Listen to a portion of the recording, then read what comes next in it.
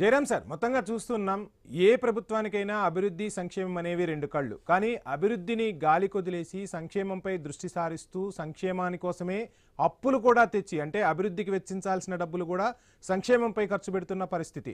And ప్రతిపక్ష పార్టీలు కూడా అభివృద్ధికి గురించి మాట్లాడకుండా మీరు మేనిఫెస్టోలో ఏవైతే సంక్షేమ పథకాలు ఉన్నాయో ఆ సంక్షేమ పథకాలు అమలు చేయట్లేదని చెప్పి ప్రభుత్వాన్ని గుచ్చి ప్రశ్నిస్తున్న పరిస్థితి.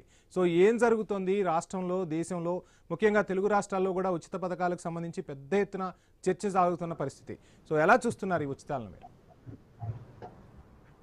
వంశీ, మీకు ప్యానెల్లో ఉన్న మిత్రులకు, ఐ న్యూస్ ప్రేక్షకులకు నమస్కారాలు. ఇక్కడ ఉచితాలు అనేటివి ఇది ఇప్పటిది కాదు, స్ట్రైట్ గా ఒక 5 సంవత్సరాలు 10 సంవత్సరాలు కాదు. 1981 అంటే ఆఫ్టర్ ఎమర్జెన్సీ తర్వాత, ఇందిరాగాంధీ చిత్తుగా ఓడిపోయిన తర్వాత ఆమె అధికారంలో రావడానికి 3 అంశాలను ప్రజల ముందు తీసుకెళ్ళింది. ఒకటి వచ్చేసి సురక్షితమైన అన్నము, కట్టుకోవడానికి బట్ట, ఉండడానికి ఇల్లు అనే అంశాన్ని ప్రజలకు తీసుకెళ్ళింది. తీసుకువెళ్ళటంతో పాటు ఆమె 200 గజాల భూమిని ప్రతి ఎస్సీ ఎస్టీ కుటుంబాలకు పంపిణీ చేసింది. ఆ పంపిణీ చేసిన భూములు అదే ఫస్ట్ టైం 200 గజాలు పంచడం ఇప్పటి వరకు ఏ ప్రభుత్వము కూడా పంచలేదు. 200 గజాలు, ఇది గుర్తుపెట్టుకోవాలి. అంటే ఆమె అనౌన్స్ చేసింది ఈ 3 అంశాలు 3 సక్సెస్ఫుల్ గా రీచ్ అయినాయి.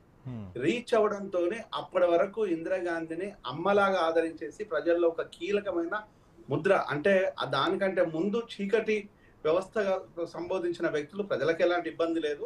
సో పార్టీలు ఇబ్బంది పడ్డే తప్పితే ప్రజలకు ఎలాంటి ఇబ్బంది లేదు. సో అక్కడ నుంచి ఇందిరాగాంధీ విషయాలు చాలా గొప్పగా ప్రజల్లోకి వెళ్ళిపోయింది. మళ్ళీ వెంటనే మళ్ళీ స్టేట్ ఎలక్షన్స్ వచ్చిన తర్వాత 1983లో ఎన్టీఆర్ గారు ఏం చేశారంటే, అన్నం అనే విషయానికి వచ్చినప్పుడు 2 రూపాయల కిలో బియ్యం ఇవ్వాలనే ఉద్దేశంతో ఆ ఒక్క అంశాన్ని ఆయన ఉచితం అనే దాన్ని అనౌన్స్ చేశారు. అది సక్సెస్ఫుల్ ప్రోగ్రామ్ ఈ రోజు వరకు కూడా. దాన్ని కాపీ కొట్టేస్తారు.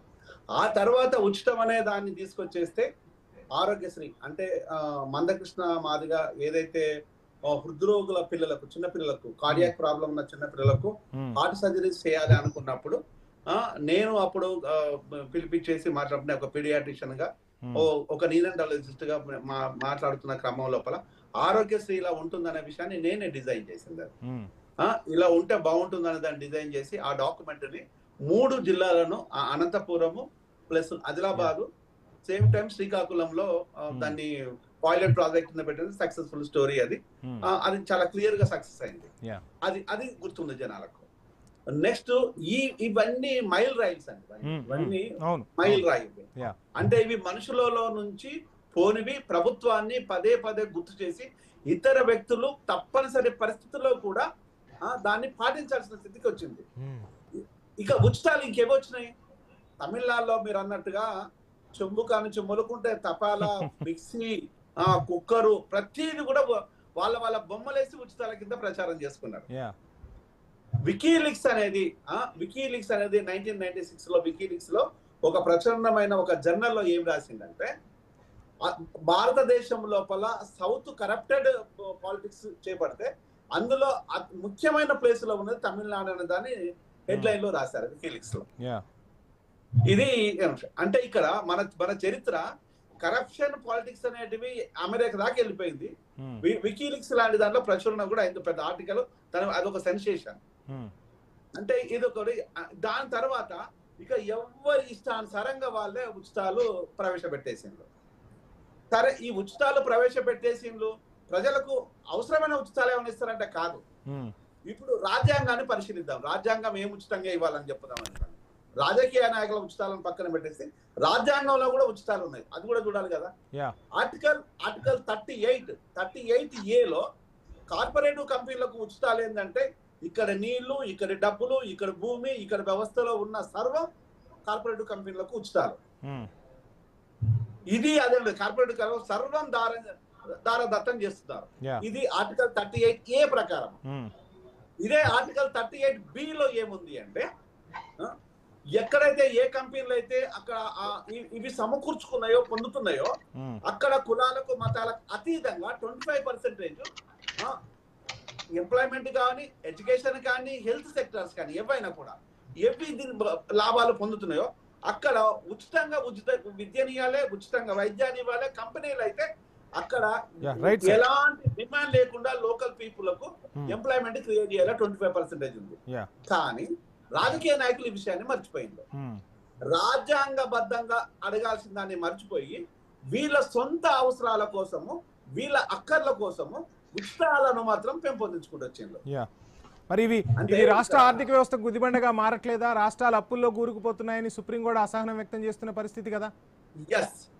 ఇదే మాటను నేను గత 12 సంవత్సరాల నుంచి నేను మాట్లాడని యూనివర్సిటీ అంటూ లేదు భారతదేశం లోపల. Either medical university, either another university colleges లోపల. అంటే మాక్సిమం కవర్ చేసి ఉంటాను నేను. ఇది అదే లేదు. ఒక్కడే నిమిషం నేను కంప్లీట్ చేస్తాను. అంటే ఈ రోజు మనం మాట్లాడే ఉచితాల లోపల ఈ రోజు రాజ్యాంగబద్ధంగా రావాల్సినది, చట్టబద్ధంగా రావాల్సినది ఉచిత వైద్యాన్ని ఇవ్వండి, ఉచిత విద్యనివ్వండి. ఇంకా ఉచితాలు అనేది విషయాలను పక్కన పెట్టండి అంటే లేదు మేము విద్యా వైద్యాన్ని ఇవ్వము, మీరు చదువుకోవడానికి అక్కర్లేదు, తాగిపిచ్చి చంపేస్తాం కానీ ఉచితంగా అన్నం పెడతాము, అన్నాన్ని వేసి అందులో పప్పుగా వేసి పప్పులు ఉచితంగా ఇస్తాం అంటున్నారు. సన్న బియ్యం ఉచితం అంటున్నారు. ఆ సన్న బియ్యము మనుషులు తినడు. అసలు ఇక్కడ గ్రహాంతక జీవులు తెలంగాణలో బతుకుతున్నట్టు సన్న బియ్యం ఈ రోజు మోకాలు వాళ్ళు దూలేదంట. ఈ రోజు మేము సన్న బియ్యం ఇస్తున్నారని గర్వంగా చెప్పుకుంటున్నారు. ఆ సన్న బియ్యం ఇచ్చే కుటుంబాలకు మీరు ఉచితంగా వైద్య విద్య ఇస్తే సన్న బియ్యం వాళ్ళు కొనుక్కోలేరా? ఈ రోజు నేను ఒక్కడే మాట్లాడుతున్నాను.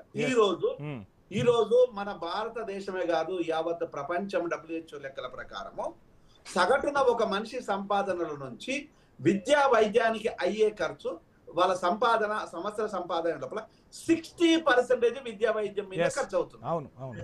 అంటే నువ్వు ఇచ్చే ఉచితం ఎవరికి కావాలి నాకు అర్థం కాదు. మాట్లాడదాం సార్. నీ 2 రూపాయల కిలో బియ్యం ఎవరికి కావాలి?